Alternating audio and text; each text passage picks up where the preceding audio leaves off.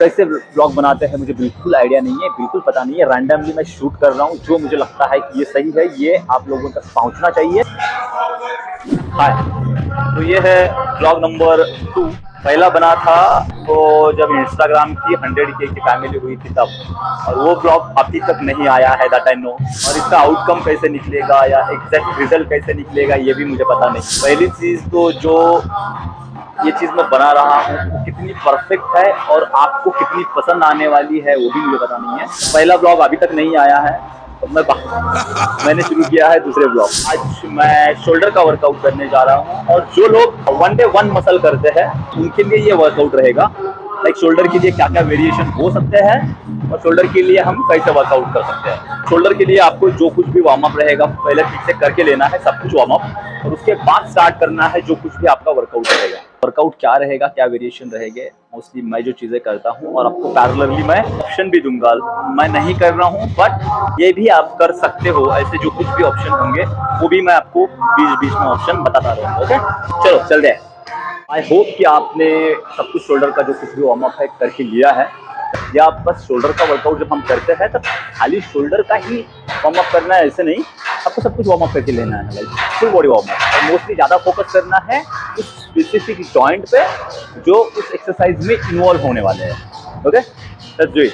First exercise रहेगी हमारी shoulder overhead press. Shoulder overhead press आप डंबल से भी कर सकते हो और बार से भी कर सकते हो।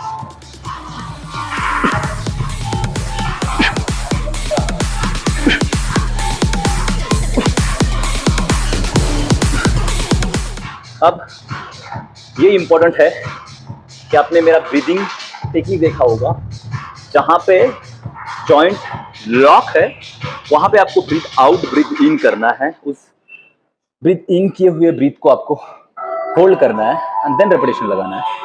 दूसरी चीज़, शोल्डर ओवरहेड प्रेस के लिए आप डंबल से भी कर सकते हो, बार से भी कर सकते हो। बार ये बायलैटरल मूवमेंट है, डंबल ये यूनिलैटरल मूवमेंट है, सॉरी आइसोलेटरल मूवमेंट है। तो आपको डिपेंड्स कि लास्ट टाइम शोल्डर करते समय आपने किससे हिट किया था, लाइक डंबल से किया था या बार से किया था। तो अल्टरनेट ले सकते हो। लास्ट टाइम जब आपने शोल्डर किया था दैट टाइम डंबल से किया होगा तो इस बार बार से करना। लास्ट टाइम अगर बार से किया था तो इस बार डंबल से करना।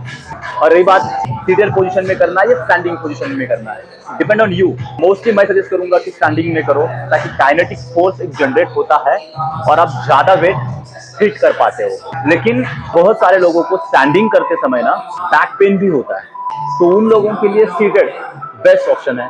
तो सीटेड के लिए अभी मैंने प्लेन बेंच दिया है, लेकिन आप यूज कर सकते हो सपोर्टेड बेंच। उसको एलिवेट करके बैक को उस बेंच का सपोर्ट लेना है एंड देन ओवरहेड प्रेस लगाना है। अब रही बात रेपिटेशन कितने लगाना है या सेट कितने लगाना है, 3 से 4 आप सेट ले सकते हो हर एक वेरिएशन के, और हर एक मसल को हम 2-2 वेरिएशन देंगे। जो मैंने डंबल ओवरहेड प्रेस किया उसके अंदर ना आप 3 से 4 सेट ले सकते हो, क्योंकि बस 1 day 1 मसल करने वाले हैं। तो 1 day 1 मसल ऐसे ही कोई लोग नहीं करते हैं ना, जो एडवांस है, जो सुपर एडवांस लेवल पे ट्रेनिंग कर रहे हैं वो लोग करते हैं, राइट।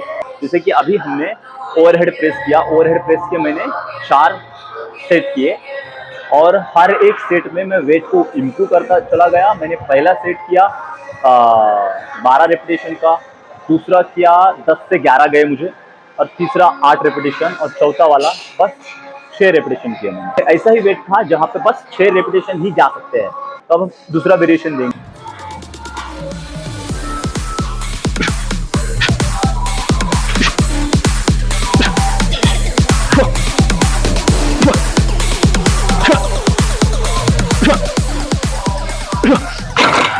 ओके, तो ये एक ऑप्शन है। बहुत लोगों को अभी क्वेश्चन होगा कि फ्रंट रेजेस का क्या फील, राइट।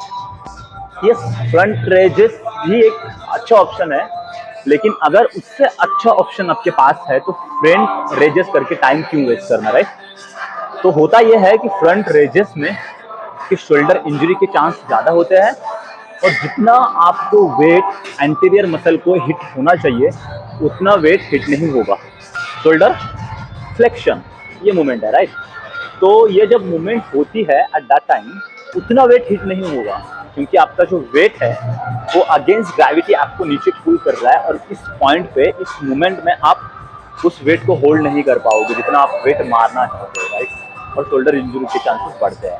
3 से 4 सेट लगाना है और रेपिटेशन वेट बढ़ाते बढ़ाते रेपिटेशन को कम करते आना है। सेकेंड शोल्डर मसल है मिडल डेल्टॉइड। मिडल डेल्टॉइड के लिए सीटेड या स्टैंडिंग लैटरल रेजेस। मैं आपको दोनों के भी फॉर्म दिखाऊंगा। आपका एल्बो लॉक रहेगा, स्टैटिक पोजीशन में रहेगा। शोल्डर रिट्रैक्शन, लाइटली आपको बॉडी को फॉरवर्ड मूव करना है एंड एल्बो को आउट करके रखना है। देन लिफ्ट विदाउट विद इन।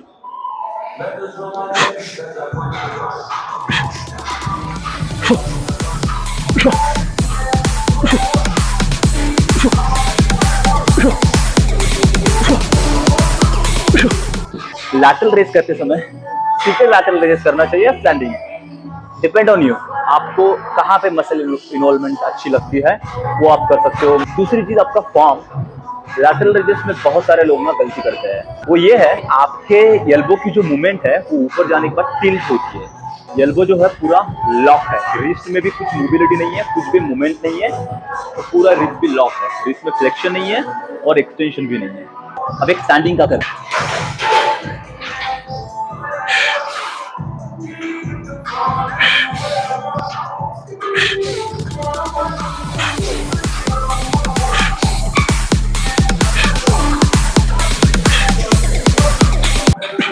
रही बात बॉडी स्टेबिलिटी की, देखा होगा आपने कि मैं बॉडी ज्यादा मूव नहीं कर रहा हूँ, बॉडी को स्टैटिक रख रहा हूँ, राइट। बॉडी का टाइटनेस हर एक रिपीटेशन के बाद बढ़ते जा रहा है। तो आपका रिस्ट और आपका एल्बो बहुत मैटर करता है लैटरल रेजेस में। तो ये है स्टैंडिंग का फॉर्म। वर्कआउट के बीच में ना गलती से पानी ज्यादा पी लिया मैं, तो वर्कआउट के बीच में बिल्कुल भी एक्सेस वाटर इनटेक मत करना। अब मुझे थोड़ा थका हुआ फील हो रहा है। तो मिडल डेल्ट के लिए हमारा सेकंड वेरिएशन रहेगा लैटरल रेज की मशीन।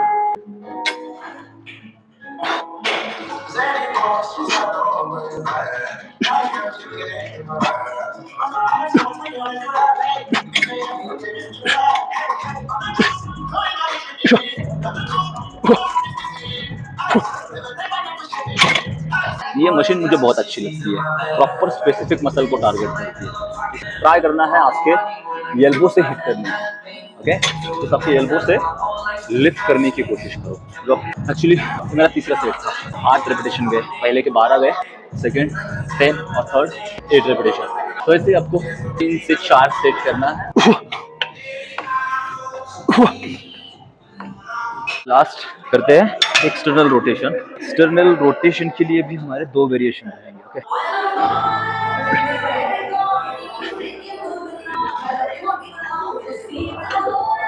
तो एक्सटर्नल रोटेशन में नोटिस करने वाली एक बात है, ऐसा ही वेट लगाना है जो कि आपको 15 से ज्यादा रेपिटेशन जा सकते हैं। हमारे जो रोटेटेड कफ की जो मसल है वो एवास्कुलर मसल है, जहाँ पे ब्लड फ्लो कम है। पहले आपको 5 से 6 रेपिटेशन ऐसे ही देने पड़ेंगे। इस मसल को आपने वार्म अप किया एंड देन एक्टिव किया। हमने सब कुछ वर्कआउट कर लिया लेकिन पोस्टीरियर डेल्टॉइड नहीं किया। तो पोस्टीरियर डेल्टॉइड को हम हिट करते हैं बैक के दिन। क्यों? इसका एक रीजन है। पोस्टीरियर डेल्ट एक्टिव होता है पुलिंग डे पे, तो वहाँ पे ऑलमोस्ट इसका 50% वर्कआउट होता है, और 50% वर्कआउट देके उसको आपको पूरा ब्रेक डाउन करना होता है। उसको कोई भी ऐसे ही 2 वेरिएशन देख के आप ब्रेक डाउन कर सकते हो, लाइक प्रोन हाइरो एक है और reverse pec deck fly. Muscle overtrain भी नहीं होगा, जैसे कि आपका बैक के दिन भी हो रहा था। अगर आपने आज ट्रेन किया, शोल्डर के दिन अगर आपने पोस्टीरियर डेल्ट को ट्रेन किया, तो क्या होगा, आपका वो पोस्टीरियर डेल्टॉइड आज भी ट्रेन होगा और आपके बैक के डे पे भी ट्रेन होगा। उसको रिकवरी के लिए टाइम नहीं मिलेगा एंड देन वो ओवर ट्रेन हो जाएगा, राइट। जब आप एक्सटर्नल रोटेशन कर रहे हो दैट टाइम बहुत बार चांसेस ये होते हैं कि आपका एल्बो लिफ्ट कर रहा है। इस केस में आप रेजिस्टेंस बैंड यूज कर सकते हैं, हैंग करके, लाइक हुक करके, ऐसे हैंडल पकड़ के। लास्ट वाला हमारा ऑप्शन रहेगा जो सेकंड वेरिएशन था एक्सटर्नल रोटेशन का, डंबल एक्सटर्नल रोटेशन।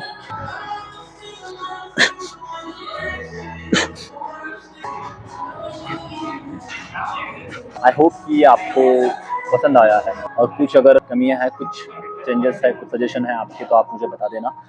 शेयर करो आपको आपके फ्रेंड के साथ जिनको शोल्डर के वर्कआउट के बारे में कन्फ्यूजन था। ऐसे ही आपके अगर कोई सजेशन हो किसी स्पेसिफिक वर्कआउट, किसी मसल पे वर्कआउट या किसी इंजरी पे ब्लॉग बनाना चाहिए इन डिटेल में, अगर किसी स्पेसिफिक इंजरी पे या जो आपका कुछ कंसर्न है कुछ चीज़ के ऊपर अगर आपको लगता है कि इन डिटेल कुछ आना चाहिए तो मैं उसके ऊपर भी एक स्पेशल ब्लॉग बनाऊंगा। आप मुझे कमेंट में सजेस्ट करना या इंस्टाग्राम पे डीएम करना। मुझे नहीं लगता कि आपको बोलना चाहिए मैंने सब्सक्राइब करने के लिए, अभी तक तो आपने किया ही होगा और करना चाहिए बिकॉज ऑफ कुछ तो इन्फॉर्मेटिव है, राइट। उतना कॉन्फिडेंस नहीं है पहले दूसरे ब्लॉग में, अभी स्टार्टिंग है तो उतना कॉन्फिडेंस नहीं आ रहा है मेरे को ब्लॉग करने में, लेकिन हो जाएगा धीरे धीरे, स्टेप बाय स्टेप इम्प्रूव हो जाएगा। चलो, थैंक यू, बाय बाय।